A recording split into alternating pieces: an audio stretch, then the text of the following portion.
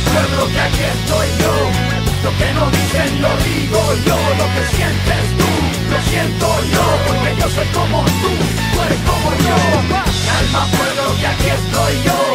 Lo que no dicen lo digo yo. Lo que sientes tú, lo siento yo. Porque yo soy como tú. ¿A ti te ofende lo que escribo? Muy buenas tardes a todos y a todas. Les damos la bienvenida a la edición número 12 del programa de Palabra Política. Un programa hecho por jóvenes de Vicente López dedicado a la reflexión sobre los temas que nos interesan.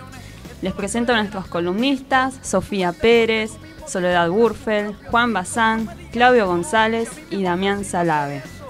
En la conducción, solo por hoy, voy a estar yo. Mi nombre es Natalia Tevez, porque Vanessa no pudo venir, así que le mandamos saludos. Buenas tardes, chicos. Buenas tardes. Buenas tardes. Bueno, les comento a los oyentes que hoy en nuestro piso vamos a tener de invitada a Alejandra Rabinovich, que va a llegar en un rato, y vamos a charlar con ella. Nuestras vías de comunicación para que nos dejen sus comentarios y puedan informarse es www.facebook.com/palabrapolítica, y si quieren enviarnos un mail pueden hacerlo a pepe.palabrapolítica@gmail.com. A través de esta vía nos pueden sugerir temas que les gustaría que toquemos aquí en el programa. Ni de los Sopranos, la mafia más grande vive en el Vaticano con el truco de la fe.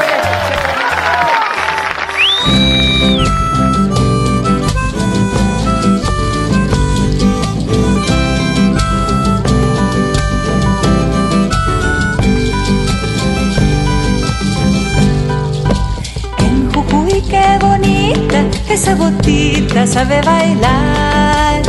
Como carnavalea, toda la tierra pone a alegrar. Cuando les desmas se juntan, baila contra el apagón. Se encienden todas las vidas que el ingenio se llevó. Se encienden todas las vidas que el ingenio se llevó. Bueno, como todos sabemos, hoy se cumplen 36 años del golpe cívico-militar. Es el día de la memoria, la verdad y la justicia. Ya fuimos por los ejecutores, ahora vamos a pedir juicio y castigo a los responsables, cómplices civiles y corporativos de la dictadura militar, que dejó más de 30.000 desaparecidos. Vamos a nombrar algunas de las empresas que también fueron a dictadura. Para empezar, Clarín, La Nación, Ledesma, Ford, Mercedes-Benz, Asindar, Techint, Astarza. entre otras. sí, entre otras, hay muchas más. faltan muchas más. Tanto como los periodistas que hoy se dicen ser independientes, ¿no? Sí, señor. Y para comenzar el programa vamos a hablar de la empresa Ford y de Mercedes-Benz. Nuestros compañeros nos van a contar cómo fue la participación de estas empresas en la dictadura. ¿Qué tal, Claudio, Damián? ¿Cómo va? Gracias por estar, Nati. No, de nada. Bueno, hoy vamos a contar un poco la complicidad civil y comercial que tuvo el sector automotriz, la empresa Ford Motors y la ex Mercedes-Benz, que hoy tiene por su nombre Daimler Chrysler, en la época nefasta iniciada en 1976. Comenzando con Ford Motors, le puedo comentar que en marzo y mayo de 1976 hubo 25 delegados secuestrados, que todos pertenecían a la comisión interna, que se encontraba conformada por 200 delegados en una planta con alrededor de 5.000 obreros. Los 25 trabajadores estuvieron técnicamente desaparecidos de 30 a 60 días. La mitad de ellos habían sido secuestrados en sus casas y llevados a la comisaría de Tigre, dispuesta como centro clandestino, mientras que la otra mitad fue detenida directamente en la planta de Pacheco. Sí, es cierto. La relación entre la empresa Ford y las fuerzas militares se puso de manifiesto de diversas maneras. Por un lado, los trabajadores secuestrados testimonian que sus detenciones se efectuaron en camionetas F-100 que eran proporcionadas a las fuerzas represivas por la misma empresa automotriz. Claro, la actuación de la empresa durante la última dictadura dio lugar a una causa penal y una causa civil contra personal directivo, impulsada por algunos de los obreros sobrevivientes, especialmente por Pedro Norberto Troiani. Ahora bien, pasando a Mercedes-Benz, a la ex Mercedes-Benz, esta empresa sitúa sus acciones durante la última dictadura en perspectiva y a la luz de su relación con el nazismo a partir de la década de 1930 y los beneficios que esta asociación le reportó en la expansión de su producción y sus ganancias. De modo similar a los trabajadores de otras plantas, los obreros se movilizaron en octubre de 1975.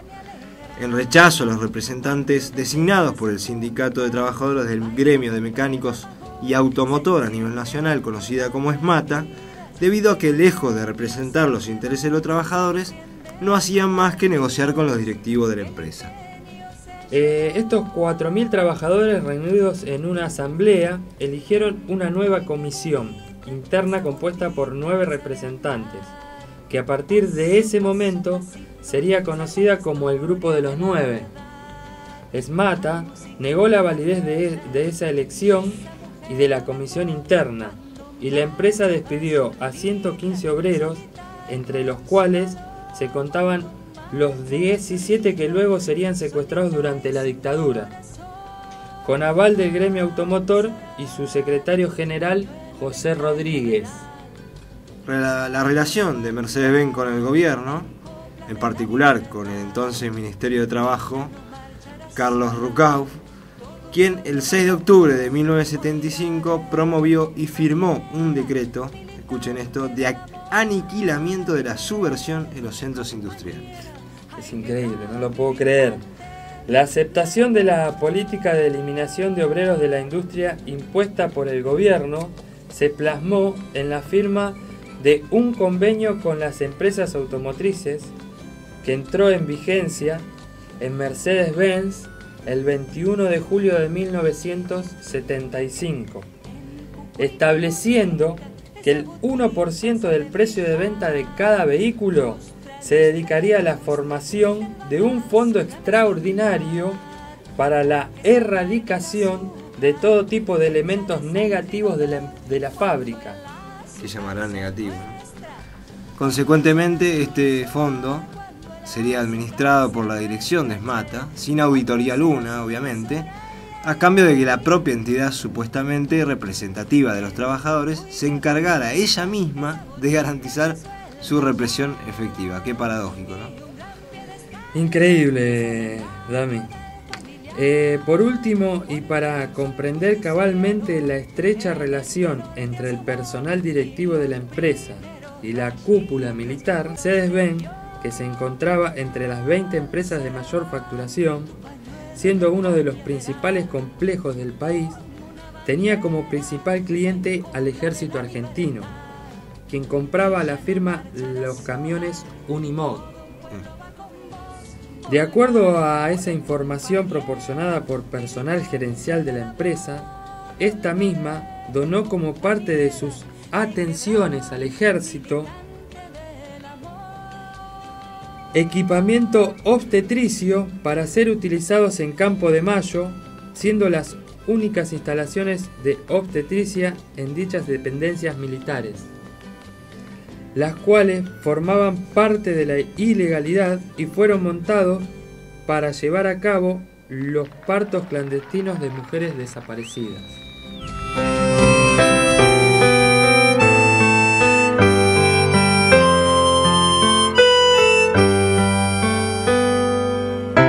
Abuela, contame, quiero recordar cómo eran los tiempos en que mi mamá me acunaba en alas de la libertad, de la libertad. Abuela, contame, no quiero olvidar si salí rebelde haré como mi mamá, si saque del viejo mi forma de dar, mi forma de dar. Otras empresas partícipes también fueron Techint y Asindar. Damián y Sole nos van a comentar brevemente sus acciones. Bueno, en primer lugar les vamos a hablar un poquito de Techint. El fundador del grupo fue el ingeniero Agustino Roca, un dirigente empresarial que participó en Italia en la época del fascismo de Mussolini. Resulta significativo que durante la última dictadura cívico-militar, el grupo Techint experimentó un fuerte crecimiento. Además, escuchen este dato que es importante, se calcula que un cuarto de la deuda externa privada que pasó al Estado por decisión del Banco Central, presidido en ese momento por Domingo Cavallo, en época de la dictadura, era del grupo Techint. Para que se dé una idea, estamos hablando de aproximadamente 12.000 millones de dólares. ¡Wow! ¡Qué número! Bueno, les cuento que durante el menemismo, el grupo Techint absorbe la empresa estatal Somisa, que se transformará en lo que hoy conocemos como Siderar, otra de las grandes empresas vinculadas con la complicidad civil en la última dictadura. El grupo Techint participó de la represión de los albanines del Chocón, suceso ocurrido en 1971, y en otros sucesos que terminaron con la prisión, asesinato y desaparición forzada de obreros y de delegados sindicales en las plantas de propulsora siderúrgica, por ejemplo, en Ensenada, y otra de las empresas Dalmina Siderca, que está en Campana. Fueron declarados delitos de lesa humanidad y se siguen investigando.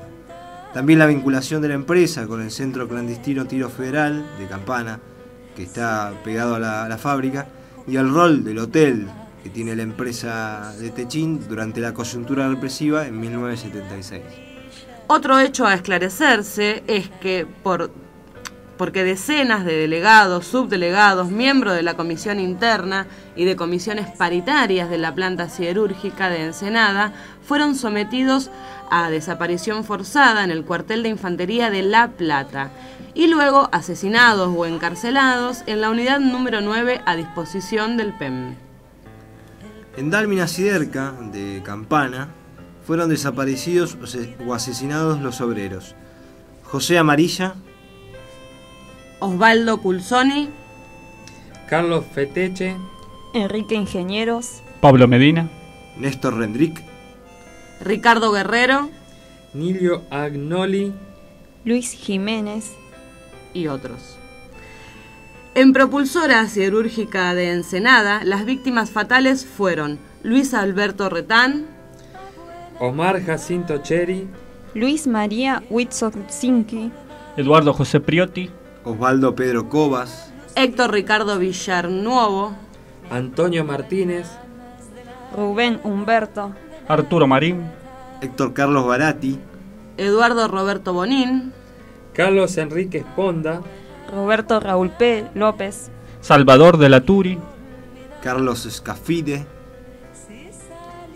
y otros. Fueron detenidos en la unidad 9, luego de estar la mayoría sometidos a desaparición forzada en el centro clandestino de La Plata, en las calles 1 y 60, los trabajadores Garrete, Lanó, Anchordowski, Bogusas, Cano, Radaeli, Cipollone, Devaric, Rivadeneira, Carballo, Galíace, y Cuervo, entre otros. En cuanto a Asindar, es importante para comprender la relación entre la empresa Asindar y las Fuerzas Armadas detenerse brevemente en la historia gremial de Villa Constitución, en esos años en especial en el Sindicato de Trabajadores Metalúrgicos. En la madrugada del 20 de marzo de 1975, Villa Constitución, junto con varias otras localidades del cordón industrial a lo largo del río Paraná, fue ocupada militarmente por una decisión del gobierno nacional ante una supuesta conspiración orquestada a lo largo del cordón industrial y con sede principal en Villa Constitución. líderes y militantes sindicales fueron arrestados en sus casas, en las rutas o lugares de trabajo, desde allí trasladados a Rosario y finalmente confinados a la prisión de Coronda. Se produjeron alrededor de 300 arrestos que incluían a toda la comisión directiva de la UOM, con la excepción de Luis Segovia, que logró escaparse, y a los activistas de la CGT regional. Al día siguiente, la respuesta obrera fue una huelga de brazos caídos dentro de las plantas, incluida Acindar. La medida de fuerza duró 61 días, con el apoyo no solo de los trabajadores, sino también de sus familias y de los comités barriales, hasta el 17 de mayo de 1975. El lunes 19 de mayo, cuando se levantó la huelga, los trabajadores metalúrgicos volvieron a las fábricas y comenzaron los despidos, que alcanzaron a más de 400 activistas. La represión no se detuvo allí, sino que por el contrario, continuó durante los años 1975 y 1976, intensificándose aún más luego del golpe militar. Los presos de Villa Constitución fueron trasladados a las diferentes cárceles del país, torturados y castigados de todas las formas posibles. Algunos de ellos, una vez liberados, se dirigieron al exterior, mientras que otros soportaron el exilio interno y perdieron sus trabajos debido a las listas negras que circulaban de empresa a empresa, y sin embargo corrieron mejor suerte que los trabajadores secuestrados a partir de 1976, que nunca más aparecieron. La demostración más cabal de la mancomunión de los intereses de la empresa y de la dictadura esté centrada en la figura de José Alfredo Martínez de Hoz, quien pasó de ser presidente de Acindar hasta 1976 a ocupar el cargo de ministro de Economía de la Nación a partir del golpe militar, posición que desde la que se encargó de otorgar innumerables beneficios a su empresa, que a lo largo de la dictadura se benefició de los regímenes de promoción industrial, a expensas de la empresa estatal Somisa, de la transferencia de su deuda privada al Estado y de cuantiosas transferencias de recursos que cimentaron su expansión como lo que hoy sabemos que es un grupo económico. Luego de estos sucesos, los efectivos policiales y parapoliciales instalaron un cartel en el denominado albergue de solteros, ubicado dentro del predio de Acindar, en el que funcionaban entre varias decenas de efectivos, algunos de los cuales, como el oficial principal Mujica, recorrían la ciudad en automóviles sin patentes acompañados por efectivos civiles. Colaboraban con ellos supuestos obreros de la fábrica Acindar, en realidad informantes de las fuerzas policiales, entre los que se destacaba uno, Raúl Antonio Ranure. Este cuartel era utilizado como centro de detención e interrogatorios por parte de la Policía Federal. Los efectivos destacados dentro de Acindar no debían preocuparse por los gastos, ya que la empresa los proveía con todo lo que les fuera necesario.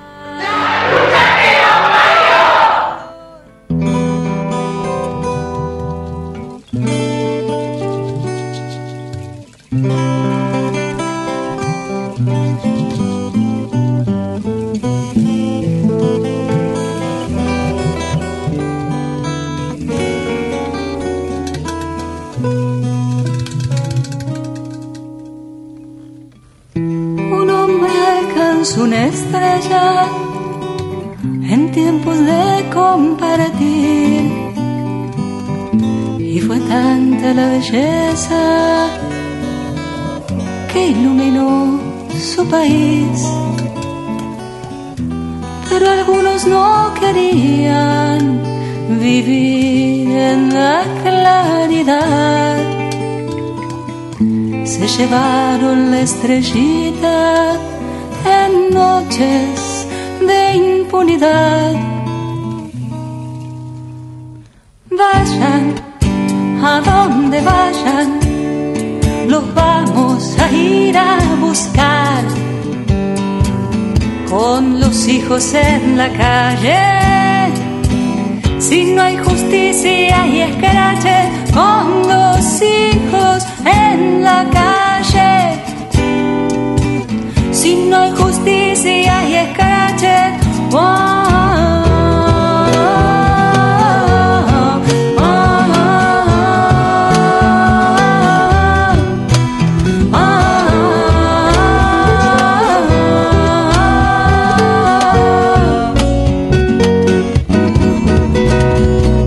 desde el mar bajo la tierra, la estrellita igual brilló. El amor se hizo lucha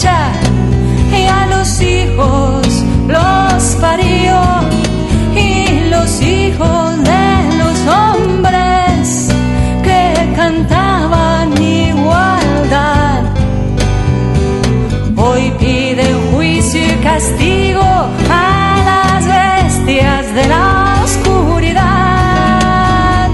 Vayan a donde vayan, los vamos a ir a buscar.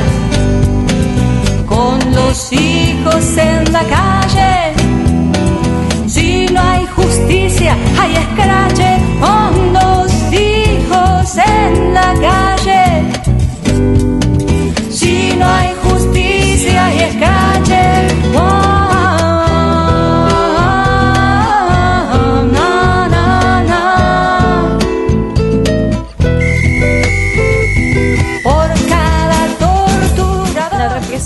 También estuvo presente, como así en muchos otros lugares del país, aquí en Vicente López.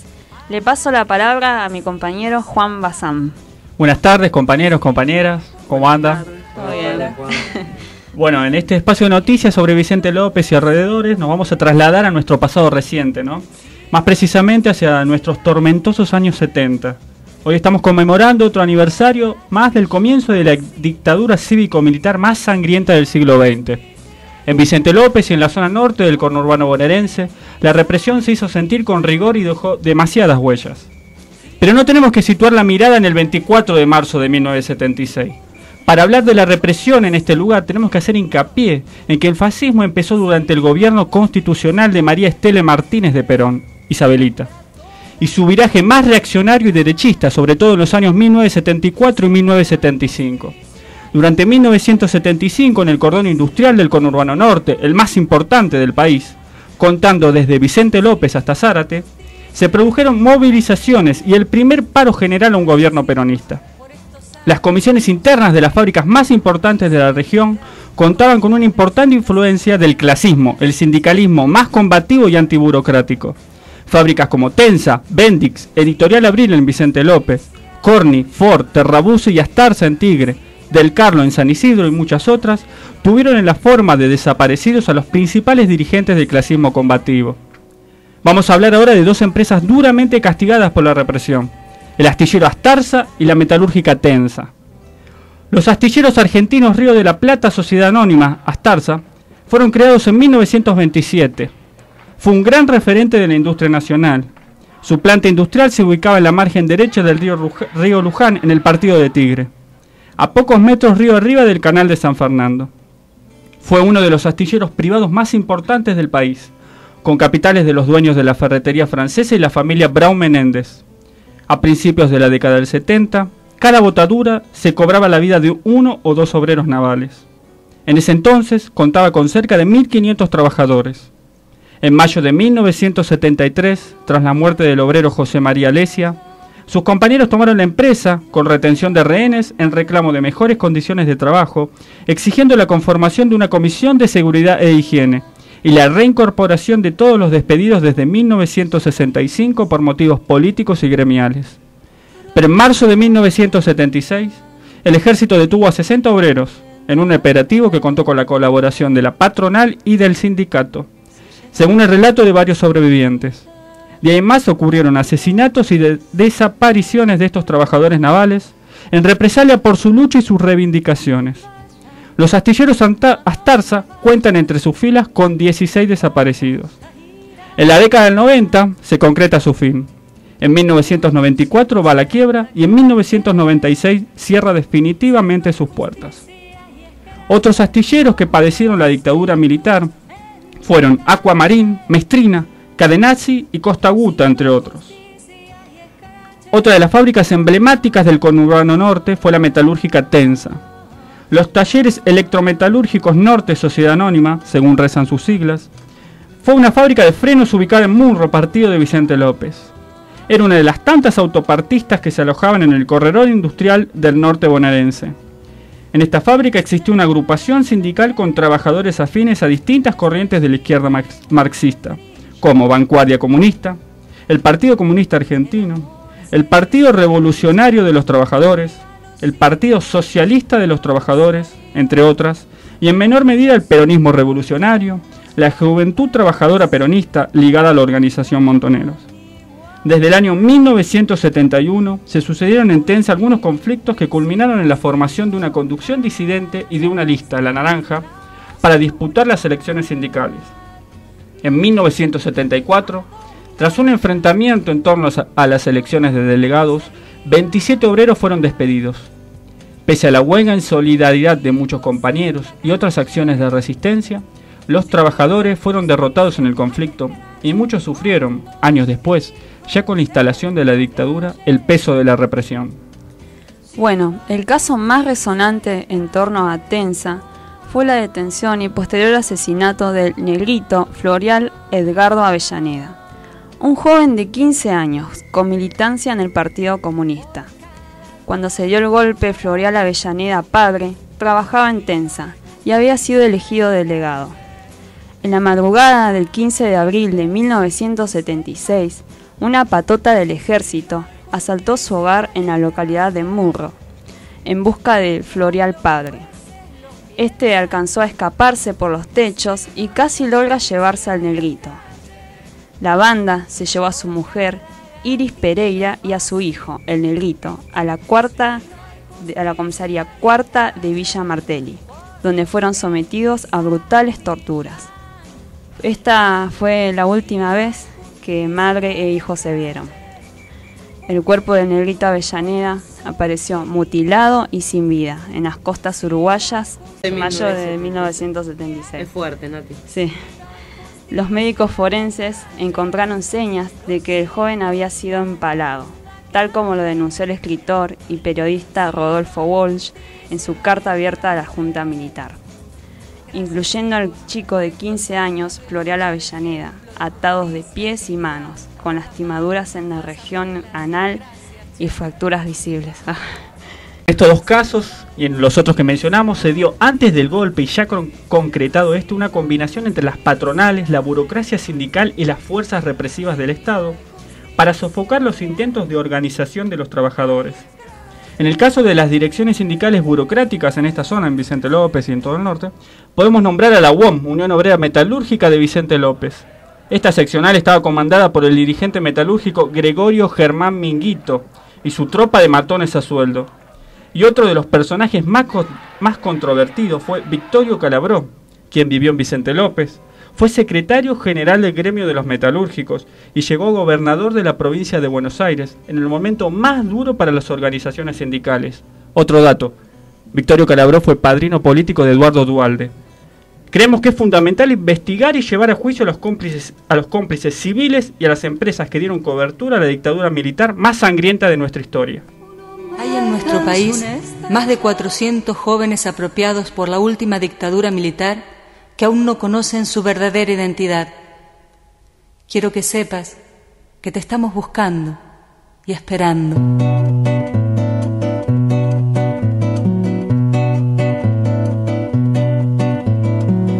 Te imagino haciendo malabares o cantando en las plazas y los bares. Te imagino trabajando todo el día, media sonrisa de tímida alegría. Te imagino enfrente del espejo, con la duda nublando tu reflejo. Te imagino sintiendo por la sangre esa canción de cuna que te arde. No conozco tu cara, tu sexo, no conozco tu nombre, tu tiempo, pero quiero decirte que no tengas miedo, que no tengas miedo.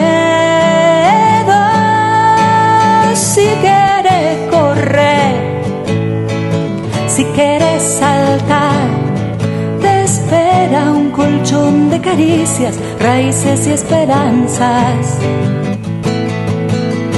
Si quieres dudar, si quieres buscar tu abuela, guardo en un baúl tanta historia buena. Tu familia te espera, te busca y te espera. Me imagino que hay algo que no encaja, que se sabe sin tuya asusta y calla. Te imagino soñándote en un vientre tan diferente de ese ambiente, que encarcelen las mentes tan siniestras que planearon historias como estas. Vos pidiéndole al espejo que te cuente, yo rogando que esta canción te encuentre.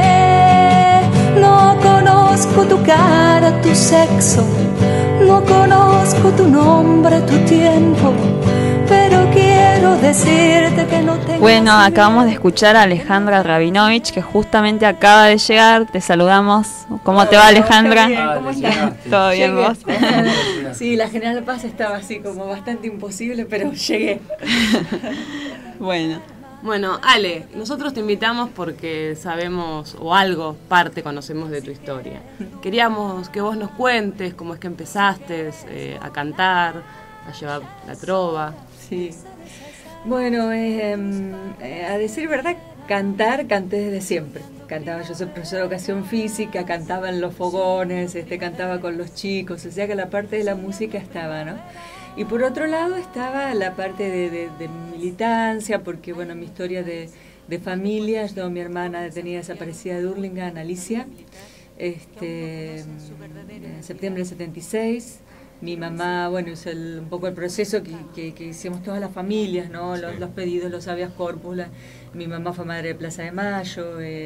Poder encontrar otros casos y otras madres fue algo... Vos sentías que eran tus hermanas, porque aparte era un momento donde no podías hablar. Claro. Realmente estabas en peligro, no podías hablar, no podías contar, encima de todo el dolor. Y o sea que como que yo, venís como teniendo mucho adentro, ¿no? Esto después contarles el tema de la música. Esto es en septiembre del 76, lo de mi hermana. Perdón, Y, vale. sí, ¿Cómo era sí. el nombre de tu hermana? Alicia Inés Rabinovich. Está bien, ¿y la mamá? Mi mamá, Diolinda Raponi, más conocida como Paquita, entre las madres, sí. Bien. Bueno. Alicia Inés tiene un tema. Alicia tiene de Miel y Inés, Revoluciones. Sí, que habla de Hurlingham también. Y bueno, y así ayer también estaba en una radio, contaba, y en la escuela, soy docente, y ayer conté la historia a los chicos, también para acercarles y para que ellos vean que no es los libros, que es la vecina que le pasó, que vivía a 5 o 6 cuadras mi hermana, y que bueno, nada. Sí, que es de alguien conocido. De alguien ¿no? conocido, y que no era nadie raro, que trabajaba, que estudiaba, que militaba, porque viste, una persona normal. Para la gente, claro, para los chicos que no vivieron la dictadura. Que no están los manuales tampoco. Y tampoco está tanto, ¿no? Y bueno, no, les comentaba que la primera vez que yo fui con mi vieja y subimos en Hurlingham, tomamos el trencito, bajamos, hicimos combinación, llegamos a la Plaza de Mayo, cuando mi mamá se puso el pañuelo blanco, fue, que lo tengo acá. Luego me puse a llorar porque no lo encontraba, llegué a la marcha y no encontraba el pañuelo. Y bueno, y esa sensación de que era mi mamá, pero a la vez era la madre de todos, ¿no? Una cosa muy, muy fuerte. Y bueno, en el 77, en enero del 77, secuestran a mi cuñado Pedro. Bueno, a mi hermana la secuestran de la casa, dejan a los chicos abandonados, pues, a los chicos, a Fernando y a Abel, que tenían 2 y 6 años, los criamos nosotros. Y en el 77 lo secuestran a Pedro, el papá de los chicos, que ya estaba con otra pareja, que era Liliana Fontana, y ellos lo secuestran embarazada. 30 y pico de años después, bueno, les cuento una anécdota, ¿no? Yo ya había empezado a cantar y vinieron las chicas del archivo de abuelas a mi casa para que yo les cuente de mi cuñado, le sacaron fotos a las fotos que yo tenía de Pedro. Todavía no sabíamos si era varón, si era nena, ese hijo, hija, que había tenido Liliana, ¿no? El medio hermano de mis sobrinos. Y entonces le digo, bueno, les mostró, y yo le hice una canción. Digo, se la puedo cantar, entonces se la dejé en el grabador. Y pasaron 4 meses de esto, que llegó a casa y tenía un mensaje en el contestador: Alejandra, encontramos al hijo de Liliana y Pedro, que era el tío Fontana, ¿no? Así que bueno, es Alejandro Sandoval Fontana, y después de un largo camino a casa... ¿El nieto número cuánto? 85. 85. Bueno, y esta canción la grabé después en el CD, ¿no? Que es 2 vidas para vos. Bueno, y a mí me pasó que yo cuando empecé a a cantar. Primero hice un disco llamado Orugas y Mariposas, que es más interior, más ecológico. Después hice otro compartido, Salir a Andar. Y después tenía tantas canciones, tanto para decir. Mucha carga y hacía emocional. mucha carga emocional y hacía tantas canciones sobre la temática. Era como que yo me decía a mí misma, ¿cuántos temas vas a hacer, ¿no? Sobre lo mismo. 30.000. 30.000 temas. Sí, los voy a hacer y voy a hacer un disco, pensé, porque está bien contar la historia y porque, bueno. Para no olvidar, está bueno. Para no olvidar y a alguien le va a llegar, ¿no? Llega. Hoy estoy acá, que yo sé que ustedes aprecian mucho. Sí, la verdad que lo valoramos. Llega. Hay un tema de tu disco que habla de Olga Aredes y cómo ella encabezó las marchas y la resistencia un poco a lo que fue el apagón en Ledesma. Sí. Nosotros la historia de Ledesma recién no la contamos dentro de todos los grupos porque queríamos charlarlos cómo se vivió en ese momento, qué es lo que a vos te contaron. Sí, bueno, lamentablemente, si bien para todos nosotros fue muy fuerte, digamos, en Buenos Aires uno podía llegar a tener otra apertura. Imagínense Jujuy viviendo la represión, ya de por sí. Hoy día Jujuy es súper conservador y todavía las familias son estigmatizadas. Imagínense en ese momento, ¿no?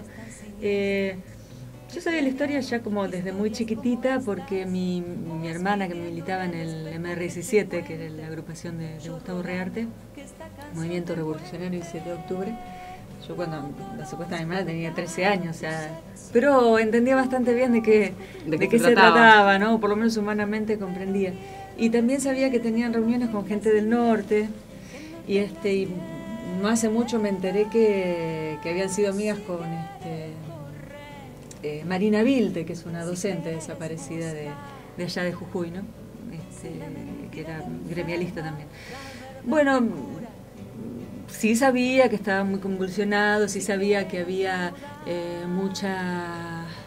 que desde los ingenios había mucha explotación, mucho sometimiento. Esto me lo contaba mi hermana, ¿no? Claro. Era una realidad que no desconocía. Pero bien la historia la supe después. Lo que fue el sindicalismo combativo, como fue en los 60 cuando llega Luis Aredes como médico a Ledesma. Luis empieza a ver que la gente junto con la caña y con las zafras levantaban gente, la gente se moría, vivía hacinada en galpones, no tenían viviendas.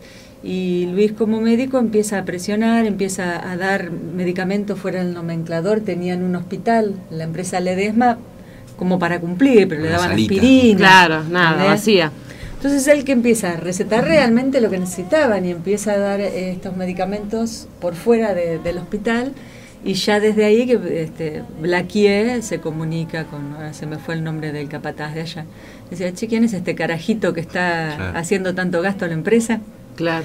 Entonces dice, bueno, es el médico, Luis Aredes, no sabemos qué se puede, échalo. Y lo echan. Y lo querían tanto que hacen una tremenda manifestación y lo tienen que reincorporar, ¿no? Después le hacen la vida imposible, se termina yendo. Y después él, a pesar que era del partido, era radical. O sea que Luis instaló allá, pero ¿no era jujeño? Venían de Salta. Ah, de Salta. Sí, y Olga era salteña. Ah. Y bueno, y en toda esa etapa también él como médico y posteriormente lo eligen intendente, a pesar de que no era, que él dice, pero muchacho, yo soy radical, y a la gente no le importaba, lo adoraban y termina siendo el intendente. Y en esa etapa fue increíble porque se hicieron las cosas que no se hicieron nunca y que no se hicieron nunca más, como sacarles tierras, parte del ejido, ¿no? Hacerlo parte del municipio, tierras de Ledesma, construir junto con los abogados, con gente increíble que hoy está todos desaparecidos, secuestrados. Se construyen casitas para los laburantes. Se levanta, digamos, le cobra impuestos al municipio, a la empresa que actualmente... ¿Cómo se le ocurre? Claro, entonces bueno, fue como su sentencia, ¿no? Que terminan secuestrando en esto que ustedes nombraban recién. La noche del apagón. La noche del apagón. La noche del apagón, Ledesma pone a disposición vehículos y, Sí. su propia empresa para Sí. los 300 personas que Sí. terminan siendo desaparecidas. Sí. Ese es el accionar y la conveniencia política económica de seguir produciendo sin ningún tipo de control, sin pagar impuestos. ¿Y cómo está hoy el tema de Ledesma? Hay una parte de la caña de azúcar que sigue contaminando. Sí, hoy mata de otra manera, ¿no? Que incluso se comprobó que Olga murió de esta enfermedad, Olga Aredes. El tema es así, vos llegás a Ledesma y es un olor horrible entre dulce, ácido, y no sabes qué es, y ves un cerro, vos llegás y ves un cerro, y resulta que es la caña de azúcar que se pudre ahí al aire, que no tendría que ser así, para después hacer papel. Por supuesto, se podría hacer de otra manera, pero ¿por qué no lo hacen? Tienen que invertir plata y industrializar, eso es lo que no quieren. Claro. Para no aumentar los impuestos y pagar más impuestos. Claro, quieren ganar todo. Entonces, Sí. y estas esporitas que larga esa caña trae una enfermedad que se llama bagazoosis, que es como un cáncer, pues eso se llama bagazo, esa caña, y es como un cáncer de pulmón. Y en Jujuy no le daban los análisis a Olga y los tuvieron que mandar a Córdoba y le digo que realmente Olga murió de bagazoosis y hay un juicio, ¿no? Por esto. Hay un juicio de por medio. Yo quiero recordar que el 6 de enero de este año Félix Reyes hubiese cumplido 23 años. Félix Reyes es un chico, un militante de Ledesma que fue muerto en represión en julio del año pasado. Estamos en democracia y la represión policial en algunos lugares de nuestro país no deja gente a su paso que quiera defender los derechos de las personas. En conmemoración a Félix, a su pueblo, a su barrio, le pusieron su nombre, Félix Reyes. Tenemos que hablar de Jujuy, que Jujuy junto con Catamarca son de las provincias que no tuvieron ningún juicio por lesa humanidad, ¿no? Sí, Digamos, sí. tenemos que hablar de un fiscal federal juez federal, Carlos Olivera Pastor, que obstaculiza todos los juicios. Sí, sí, sí. Carlos Pedro Blaquier, el dueño de Ledesma, está citado en indagatoria, nunca Sí, fue. Nunca fue. y Nunca se lo le llamó. pide a Pastor, sí. Claro. Estamos en democracia. Y por otro lado la nombran a la Blaquier, ciudadana ilustre, y tiene Es Nelly Arrieta de Blaquier, ¿no? Claro, está con el rabino Berman, Sí, sí, sí, bancándole sí. la... Sí. Hacían cenas de caridad acá en el hospital. Ahí está, la Hotel Alvear. generosidad civil, no solo Tremendo. por parte de los grupos económicos, sino también por parte de la iglesia, ¿no? Sí.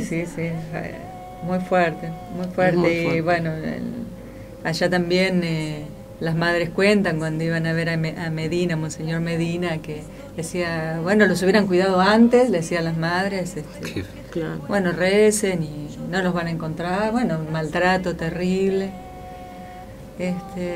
Y así esa es más o menos la... Terrible. Esperemos la que historia. se puedan haber juicios en Sí, Jujuy, en Catamarca. sí, allá estuvo Pablo Yonto, el abogado, Sí, también estuvo charlando allá en Jujuy, hablando y alentando. Tengo mucha gente amiga y que tiene familia allá en Jujuy, viajé muchas veces. Ahora hace un tiempo que no viajo y este año quiero ir para el apagón. Y esto que Bueno. vos estabas contando de la represión justamente eran las tierras que habían tomado linderas al ingenio. Sí. Y coincidió con la marcha del apagón del año pasado, la Sí, fue represión. justo el mismo brutal. día. Sí. Por el mismo día. Bueno, vamos a ir a un cortecito. Soñando primaveras, soñando primaveras, soñando primaveras.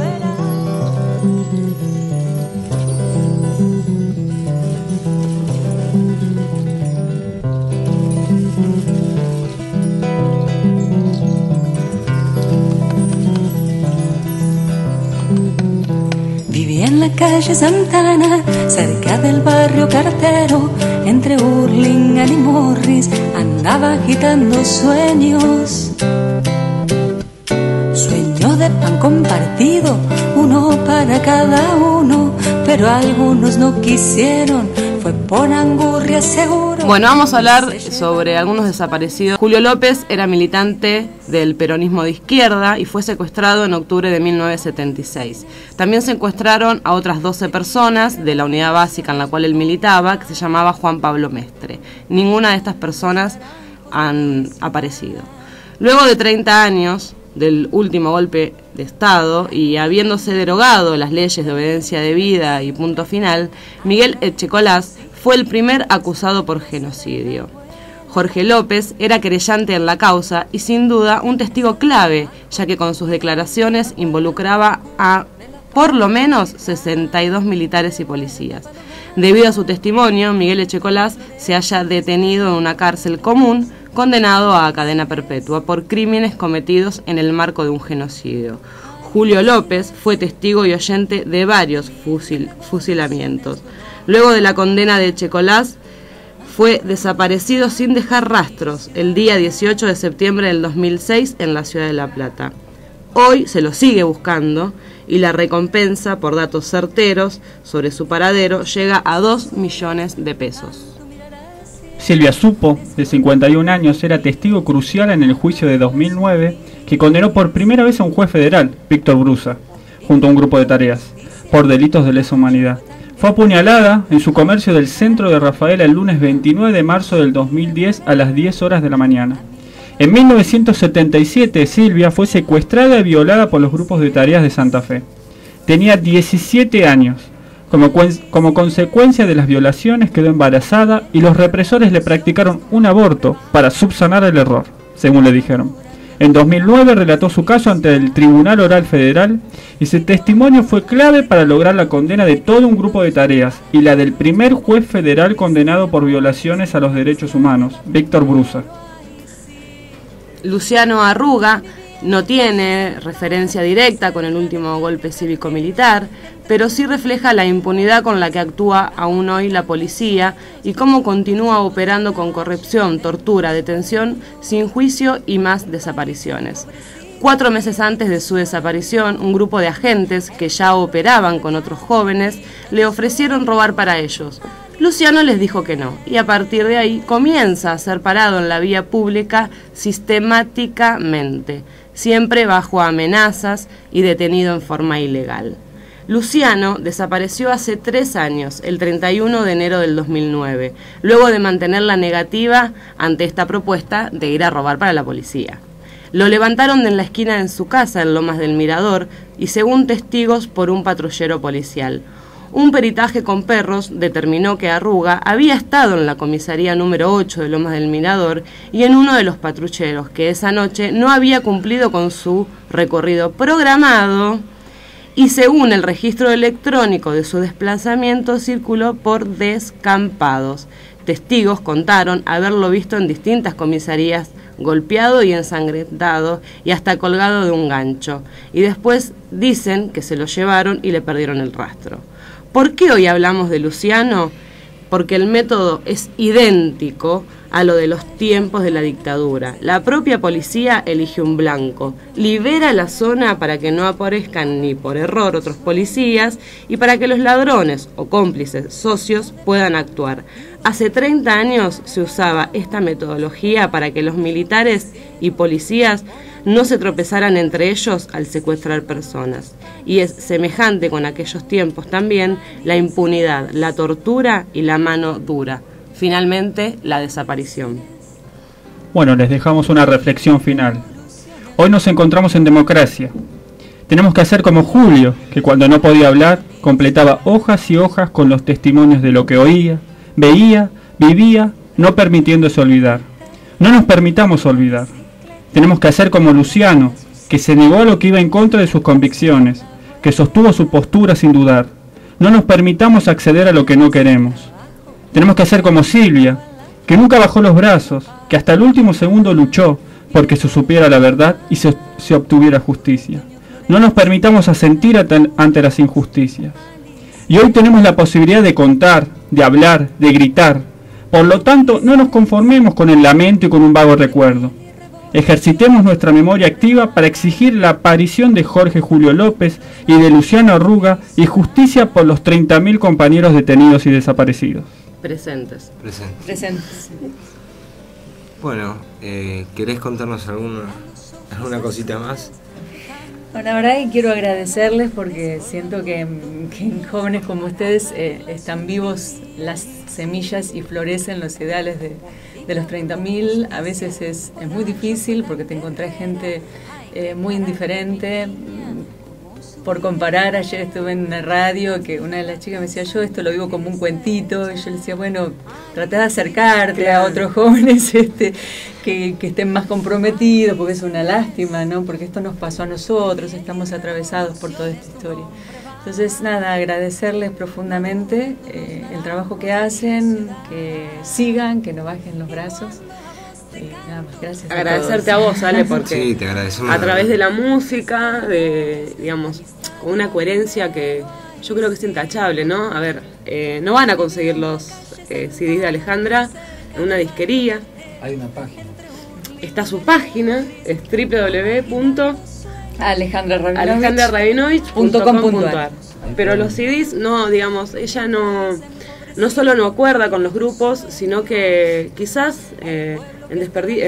digamos, perjudicándose en su bolsillo y no comercializa los CDs que hace a través de los grupos. Y creo que eso es una coherencia que nos tiene que dar ejemplo, ¿no? Sí. Porque muchas veces se puede militar, se puede sacar provecho y decir, bueno, está bien, pero mientras tanto, no sé, andate a tal disquería o a tal otra, y por ahí son cómplices, ¿no? O a ver, no sé, una publicidad de ella no la vamos a encontrar en el Clarín. Digo, tiene que ver con una coherencia ideológica que realmente a mí me enorgullece. Gracias. Y que haya más. Bueno, vamos cerrando. Esperamos a todos hoy en Plaza de Mayo. ¿A qué hora? A las 17. 17 y 17:30. 17 y 17:30, si pueden acercarse. Bueno, agradecemos a nuestra operadora Lorena, a FM Signos 92.5 y hasta el sábado que viene. Chau, chicos. El sábado, gracias. Chao, gracias Ale por venirte de Urbi. Vamos a marchar juntos. Sí, como no, gracias. Después de estar tan enfermo, qué lindo corazón que estás acá y acá latiendo, y me desenredes los ojos. Y si por ahí el miedo me viene a buscar de nuevo, voy a recordar lo que cantamos una vez, mirando el cielo. Cántale a la luna y al sol, cántale a la estrella que te acompañó, cántale a tus amigos con el corazón.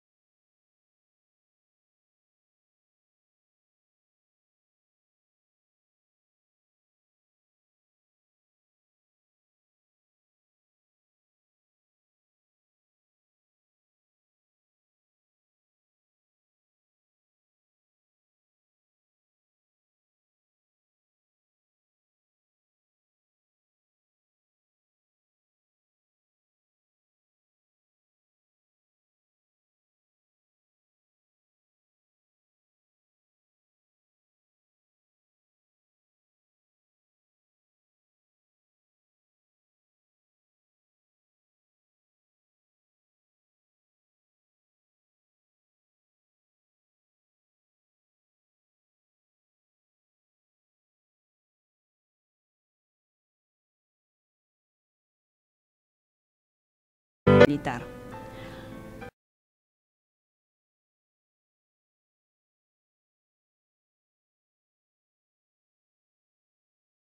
En democracia.